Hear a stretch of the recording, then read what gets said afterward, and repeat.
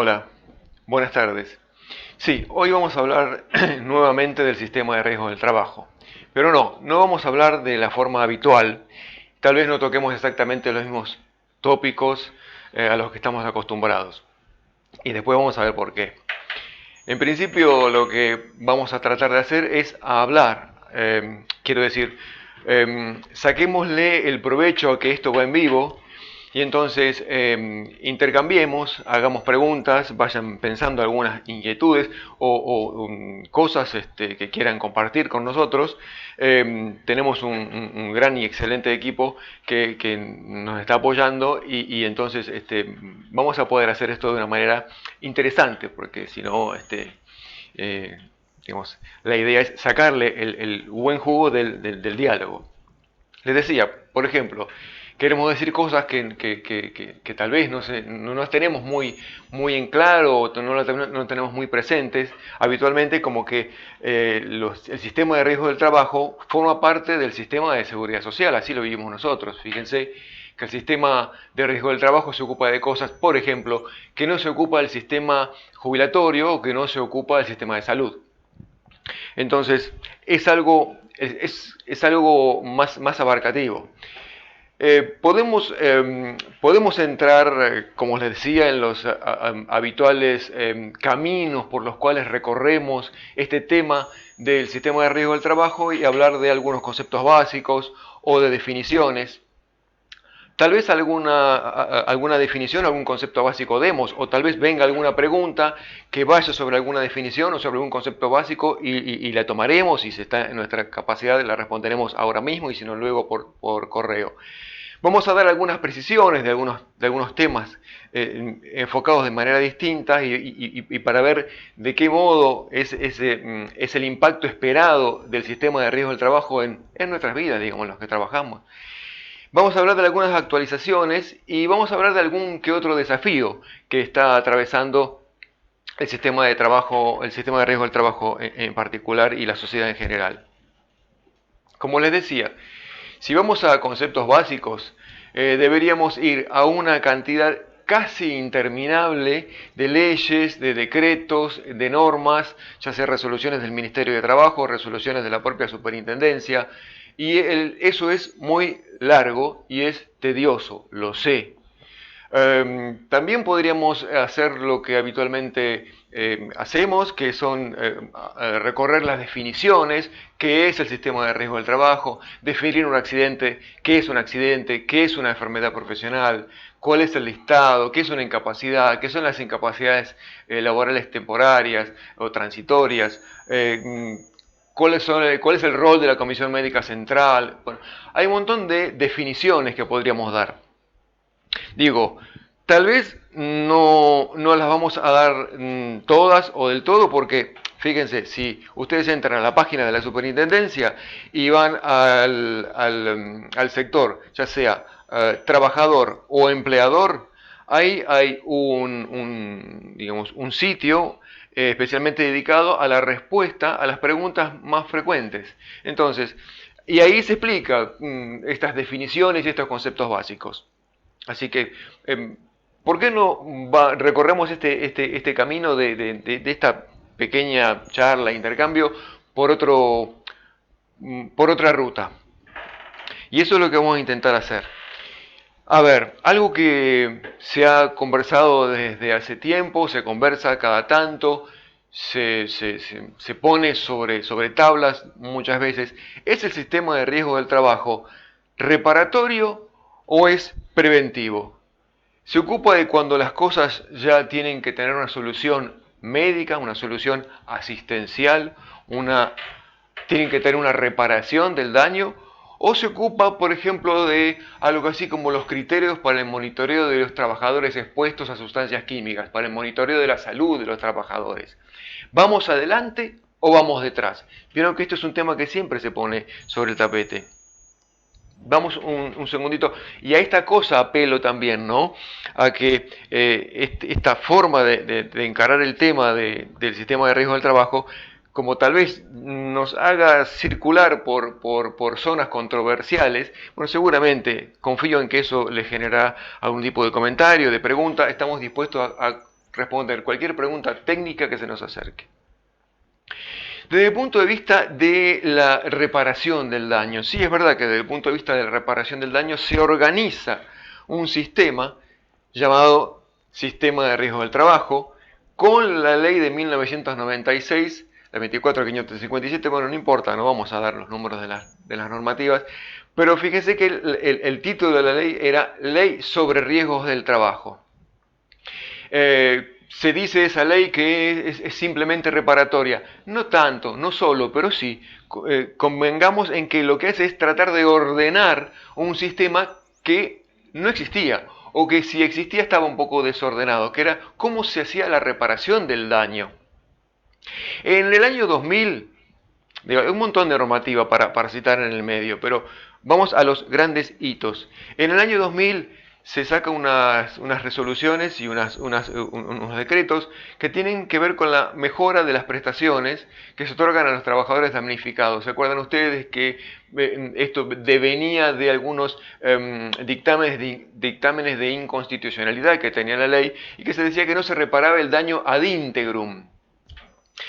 El que tiene un daño de origen laboral, que sufrió un accidente grave, realmente lo que quisiera, la reparación ad íntegro, que quisiera sería una máquina del tiempo, y que antes de eso hubiera habido una prevención. Pero cuando se hablaba de esto, se hablaba de el monto dinerario. Bueno, en el 2000 se modificaron algunas cosas y se modificaron los montos dinerarios, cosa que se vuelve a hacer en el 2004, también se modifican montos y se hace una modificación y un reordenamiento de las prestaciones. Ustedes saben que el sistema de riesgo del trabajo tiene prestaciones llamadas en especie, que serían todas las que tienen que ver con la atención médica de un accidentado, de una persona enferma por causas laborales, y tiene otras prestaciones que llamadas dinerarias, las que habitualmente nosotros denominamos indemnizaciones o pagos. Bueno, en el 2004 hubo una nueva actualización de todo eso. Todo esto tiene que ver con la reparación del daño. Ahora bien, o sea, esta sería lo que nosotros podríamos decir. Sí, es la parte, digamos, de reparación, la parte de atención médica.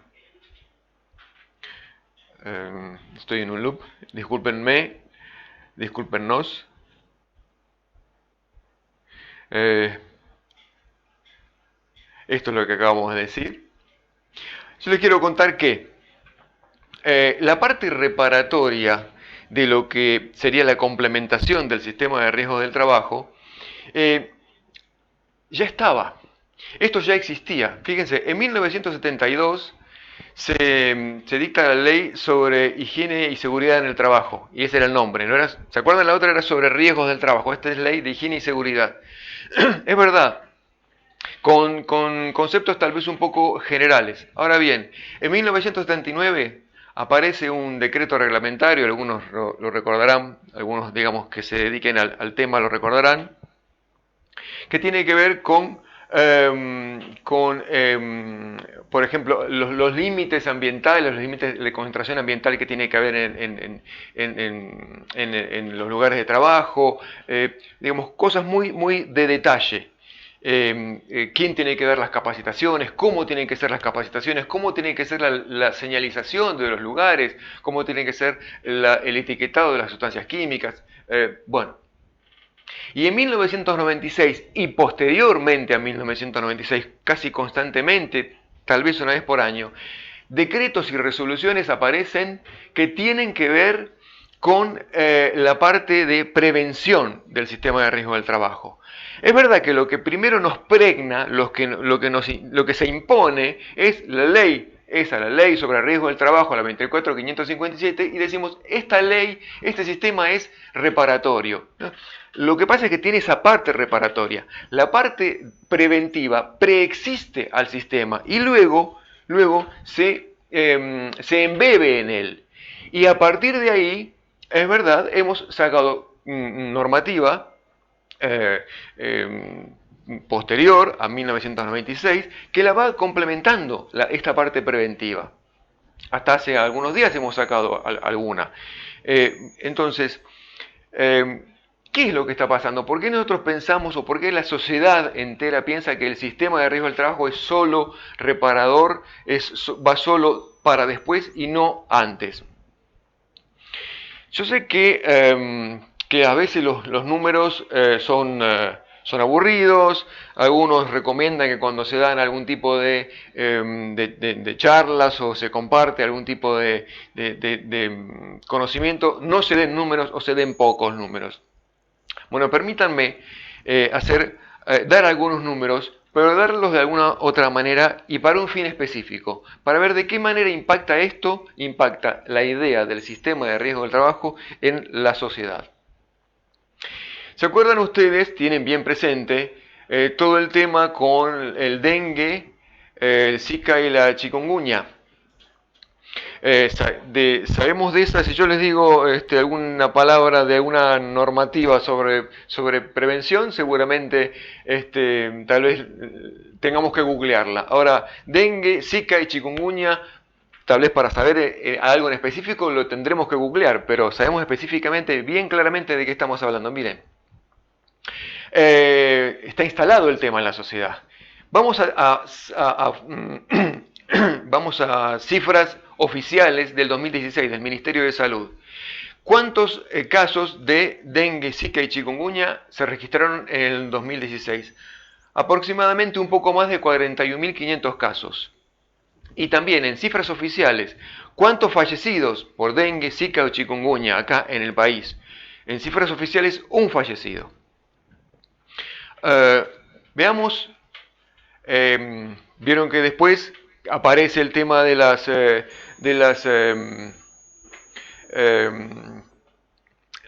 cuando aparece Zika, dengue, Zika y chikungunya, específicamente en el Zika comienza la OMS, la Organización Mundial de la Salud y todos los ministerios de salud del mundo a hacer especial interés. ¿Por qué? Porque se notaba que cuando el Zika atacaba a una embarazada, cuando una embarazada adquiría Zika, el niño podía llegar a tener algún tipo de inconveniente. Entonces vuelve eso y se refuerza el cuidado que teníamos frente al contagio. Veíamos un mosquito y veíamos si tenía las patitas anilladas o no, y estábamos todos como locos con los repelentes y con estas cosas. Fíjense también cifras oficiales. ¿Cuántos casos de Zika en nuestro país en embarazadas? 60 casos fueron estudiados. Porque eran, tenían las cualidades de Zika. De todos modos, solamente 4 fueron confirmados. Y un niño nació, en nuestro país, con problemas asociados al Zika. Vemos accidentes aéreos. Saben que accidentes aéreos durante el 2016, 0 accidente aéreo. Para pensar un poco, bueno, remontémonos hasta tener alguna cifra más o menos significativa. Tenemos que remontarnos 10 años para tener estas cifras. 35 fallecidos en accidentes aéreos. ¿Sí? Ahora, si tomamos en cuenta solamente aviación comercial, porque en estos accidentes aéreos tomamos en cuenta avionetas, helicópteros, si tomamos solamente aviación comercial, 22 fallecidos en 10 años. ¿A dónde voy con todo esto? A que cuando hablamos de esas cuestiones, esos números nos parecen importantísimos. Nos dicen, bueno, pero aunque sea una sola persona, un solo niño, es muy importante. ¿Cuánto incidieron los accidentes de trabajo? Y vamos a ver los accidentes graves nada más, aquellos donde las lesiones fueron graves, gravísimas. En el 2016, también cifras oficiales, esta vez nuestras, de la Superintendencia de Riesgo del Trabajo, 18.108 accidentes graves, y cuando digo graves me refiero a graves, gravísimos, ¿sí? De los cuales 968 fueron fallecidos. Es decir, resultaron fallecidos. Es decir, si nos centramos en fallecidos, vayamos a lo peor que uno puede imaginar, ¿sí? Asociados a dengue, zika, chikungunya, asociado al mosquito, un fallecido. Un caso. Asociados a accidentes aéreos, estamos hablando del 2016, asociado a accidente aéreo, 0 casos.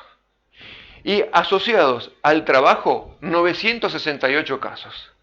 Ahora bien, preguntémonos una cosa. Si al pie de un avión, si cuando estamos por tomar un avión, o imaginando tomar un avión, nos preguntan, ¿a qué tenés miedo? Dependiendo de la zona donde vayamos, vamos a decir, y tengo miedo a ver si me di todas las vacunas, a ver si llevo suficiente repelente, ¿sí? O sea, el tema del Zika, del chikungunya y del dengue lo tenemos presente. Si al pie del avión nos preguntan, ¿tenés miedo de que tenga algún problema el avión? Vamos a decir, no hablemos de eso ahora. ¿Sí? No es momento, hablemoslo después, hablemos, no sé, o no lo hablemos, pero no me hables de accidentes aéreos cuando estoy pisando el avión. Ahora bien, ¿pensamos alguna vez que podemos salir de casa y tal vez volver al tiempo con alguna enfermedad, con un accidente, o reponiéndonos de un accidente, o tal vez no volver? Pensamos y salimos todos los días de casa. ¿Sí? Y fíjense, si vamos a esta incidencia en muertes, ¿sí? Digamos, hay cosas que tenemos muy presentes y muy instaladas y no, y tal vez no, como sociedad no las, no sé, tal vez tratamos de no verlas porque tal vez todos los días vamos al trabajo y no quisiéramos ver que tal vez estamos expuestos a riesgos constantemente. No sé, sería algo para pensar. Eh, Antes de seguir avanzando y como la cuestión fundamental es la participación, dice, eh, Nora nos pregunta, ¿por qué la ley de riesgo del trabajo aplica al empleador privado y no para el Estado? Te cuento, Nora, que la ley de riesgo del trabajo ya desde el 1996 aplica para todos. Ocurre que había ciertas zonas, ciertos entes, ciertas municipalidades, ciertas fuerzas de seguridad tal vez, que no tenían el presupuesto específico o nunca se hicieron las normas específicas para contratar un RT o autoasegurarse, que eran las únicas dos cosas que permitía la ley en aquel momento. Pero la ley aplica al empleador privado y aplica al Estado. Nosotros somos el Estado y nosotros tenemos aseguradora de riesgo del trabajo igual que todo el Estado. Ahora bien, la nueva ley, la ley complementaria, nos estamos adelantando para la ley complementaria, establece una nueva figura que es el autoseguro público provincial, que va a facilitar las cosas para que todas las provincias y todos los municipios puedan estar cubiertos por el sistema de riesgo del trabajo. Otra pregunta dice, ¿por qué los exámenes preocupacionales son a cargo del empleador? A ver, la idea es la siguiente. Ustedes saben que los exámenes periódicos están a cargo de la RT. Ahora bien, el preocupacional es tal cual eso, es un preocupacional. O sea, el empleador todavía, se supone que el preocupacional es para saber si la salud del trabajador y toda su potencialidad está acorde al puesto. Digamos, no vamos a poner una persona asmática a trabajar en un lugar donde hay polillo ambiental, ¿sí? Entonces tenemos que saber si es asmática o no con anterioridad. Entonces, como es preocupacional, la ocupación todavía no se dio, está pensado así, digamos, legalmente, todavía esa persona no tiene RT. Entonces, son a cargo del empleador porque el interesado en que en saber cómo está el trabajador o el futuro trabajador propio es el empleador, por eso está a cargo del empleador, digamos, su gestión y su pago y su realización y su costo, ¿no? Y alguien por ahí, también Pablo Gallardo, esto era Rodrigo el que había preguntado sobre exámenes preocupacionales, espero haberte contestado Rodrigo, si no después nos volvés a preguntar. Y Pablo Gallardo nos dice que cuente un poquito del 351 del 79. Contar un poquito sería hacer otra charla, pero hago Pablo el esfuerzo y es el detalle, digamos, a ver, nosotros sabemos que el monóxido de carbono o el dióxido de carbono es peligroso en el ambiente. Bueno, ¿a cuánto monóxido de carbono, a cuánto dióxido de carbono, a cuánto amoníaco puede estar expuesta una persona en su jornada laboral sin que eso haga mella en la salud en la mayoría de los trabajadores. Bueno, ahí en el 351, por ejemplo, hay una tabla, ¿sí?, de concentraciones máximas permisibles que dicen a qué, digamos, a qué concentración. Hay, como les decía, cómo se deben hacerse las capacitaciones, cómo es la lucha contra incendio, cómo debe ser la señalización, cómo deben ser las salidas, cómo debe ser la instrucción para la emergencia, cómo debe ser el rol contra incendios,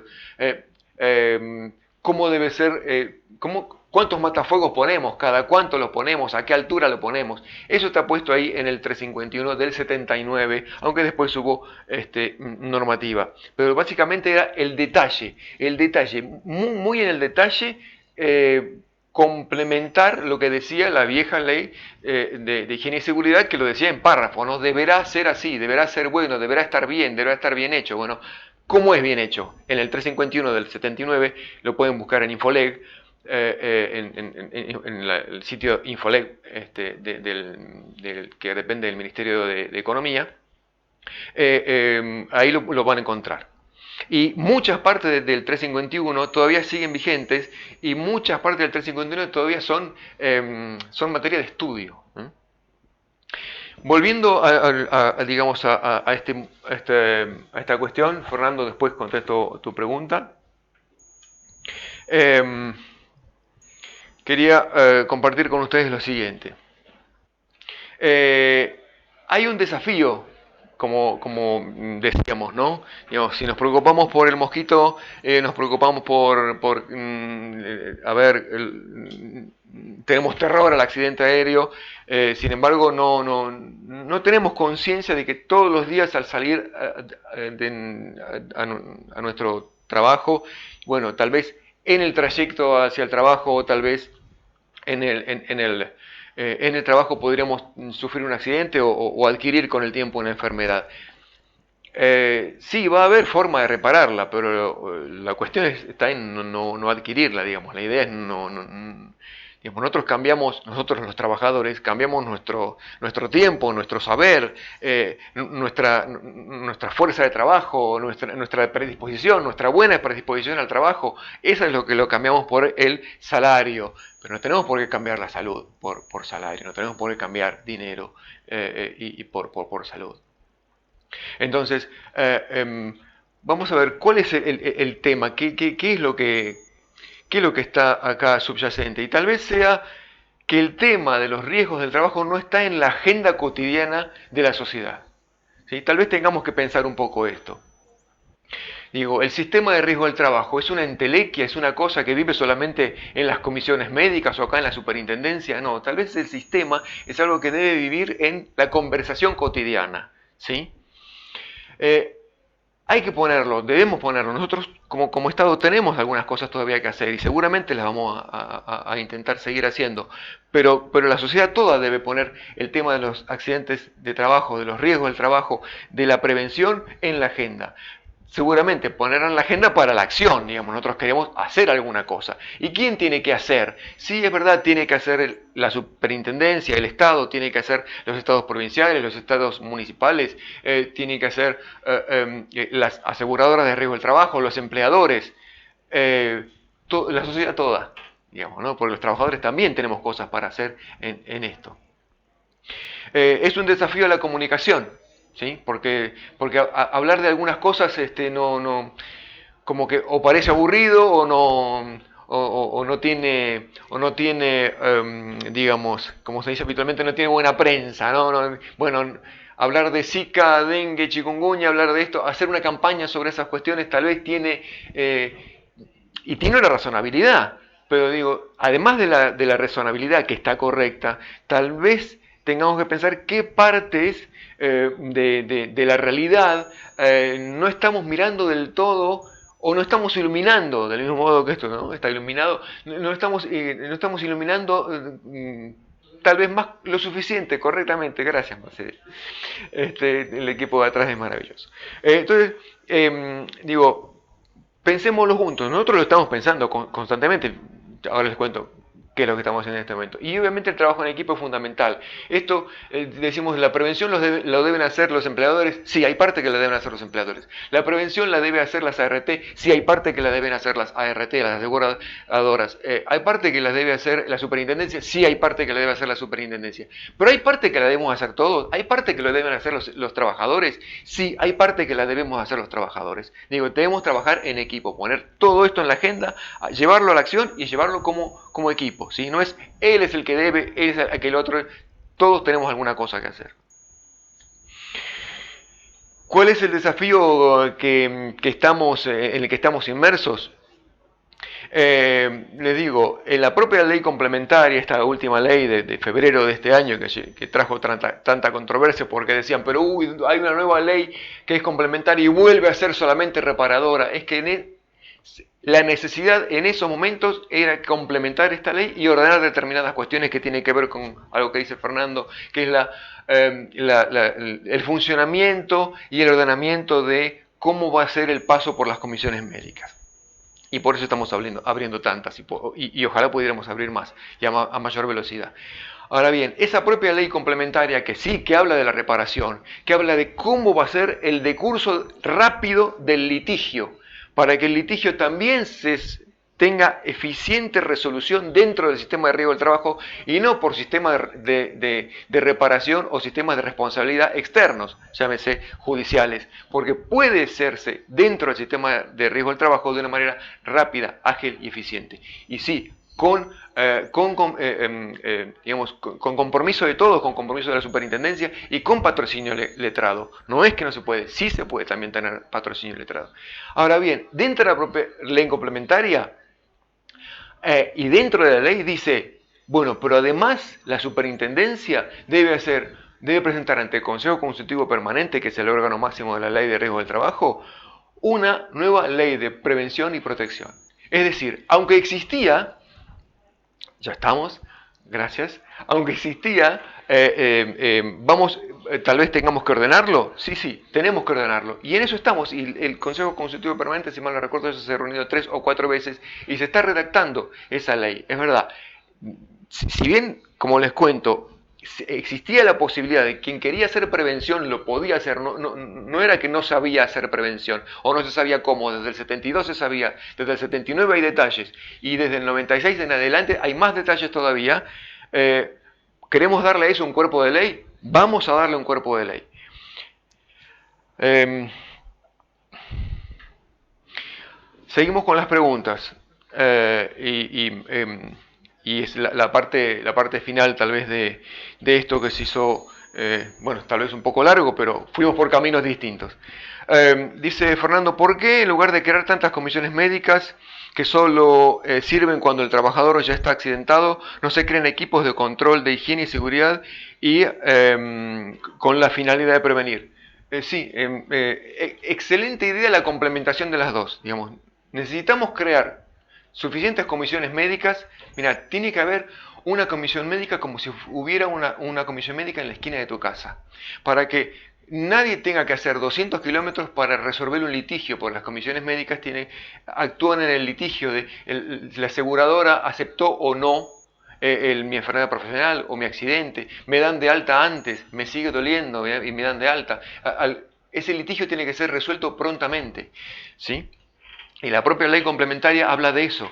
Ahora bien, es verdad, tiene que haber estos equipos de control, lo que vos decís, y lo que nosotros estamos haciendo en este mismo instante es trabajar con todas las provincias para que los inspectores de las provincias, nuestros propios inspectores también, pero nuestros propios inspectores, digamos, tienen una larga trayectoria en estas cosas, pero estamos complementándonos con todas las provincias y con todas las jurisdicciones para que hacer una formación, una capacitación más importante, más profunda de estos equipos de control de higiene y seguridad que van a estar en todas las provincias, en todos los municipios. Bueno, lo que vamos a hacer ahora es capacitarlos y darles especificidad, porque en muchos municipios los presupuestos son tales que el mismo que hace higiene y seguridad hace tal vez, no sé, higiene urbana. ¿Está bien? Entonces vamos a darle el conocimiento específico. A vos te conozco, Jorge, y dice, ¿cómo impacta el nuevo listado de sustancias y agentes cancerígenos? ¿sí? Más amplio y qué beneficios trae para el trabajador. En principio, que esta era la resolución que les decía que venimos sacando cuestiones que tienen que ver con la prevención hasta hace unos minutos, es de muy poquito, 844 del 17 creo que se llama esta resolución, que ven que es reciente. ¿Qué es lo que hacemos? Ampliamos. Hay un organismo internacional que depende de la Organización Mundial de la Salud que hace estudios, y muchos estudios durante mucho tiempo, y determina qué sustancias o agentes o circunstancias de exposición pueden ser cancerígenas para el hombre. ¿Sí? Y entonces lo que tomamos de ahí es las circunstancias laborales de esto y las ponemos en un listado que en principio lo que vamos a pedir y lo que pedimos es que los empleadores tomen conciencia de que esas sustancias, esas circunstancias de exposición son cancerígenas. Nombro una simplemente, porque la idea es conocer, la idea no es tener temor.